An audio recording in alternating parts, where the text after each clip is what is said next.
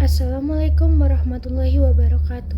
Perkenalkan, nama saya Saidah Hawa Imron dari Program Studi Hubungan Internasional dengan NPM 24044010144 dari kelas G190. Pada kesempatan kali ini, saya akan memaparkan garis besar artikel yang telah saya susun dengan judul Melihat Kasus Human Trafficking Warga Negara Indonesia di Kamboja sebagai ancaman non-militer terhadap hak hidup dan kebebasan dari perspektif bela negara. Pemaparan saat ini saya tujukan untuk memenuhi tugas evaluasi akhir semester mata kuliah bela negara yang diampu oleh Bapak Muhammad Idhom. Dalam pemaparan kali ini, saya akan membagi menjadi 3 terlebih dahulu. Yang pertama, ada latar belakang dari isu ini. Lalu yang kedua, bagaimana isu ini dapat selaras dengan program studi hubungan internasional.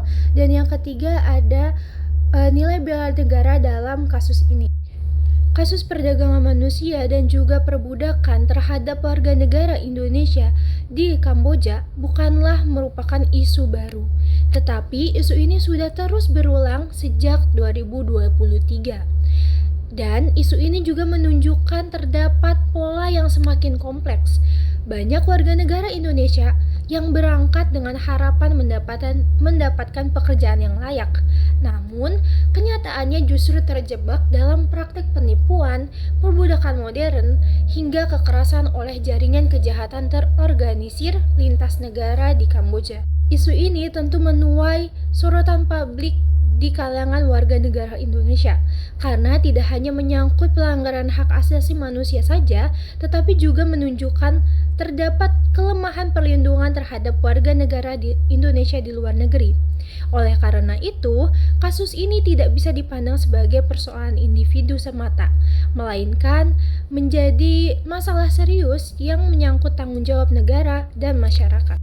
Lalu kedua, mengapa saya mengangkat isu perdagangan manusia warga negara Indonesia di Kamboja yang selaras dengan program studi hubungan internasional. Jadi, isu perdagangan manusia warga negara Indonesia di Kamboja ini sangat selaras dengan kajian hubungan internasional karena di dalamnya melibatkan beberapa aktor lintas negara dan juga pastinya dinamika global.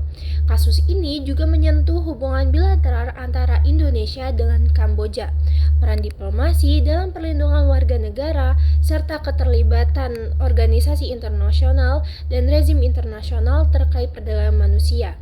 Selain itu, isu ini juga berkaitan erat dengan konsep keamanan non-tradisional dalam hubungan internasional, di mana ancaman saat ini tidak lagi berbentuk militer saja, tetapi juga berupa kejahatan transnasional seperti human trafficking.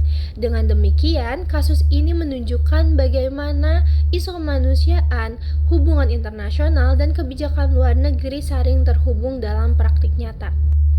Lalu jika dilihat dari perspektif dalam negara, kasus ini itu menunjukkan bahwa ancaman terhadap negara saat ini bukan bersifat militer saja, tetapi sudah berpindah menjadi ancaman non-militer yang secara nyata merampas hak hidup dan kebebasan warga negara.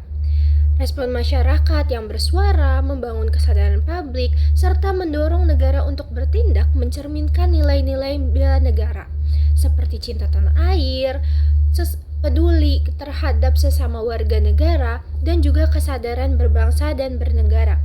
Bela negara hari ini tidak selalu diwujudkan melalui angkat senjata saja, tetapi juga melalui keberanian untuk peduli, bersuara, dan melawan ketidakadilan, termasuk di ruang digital.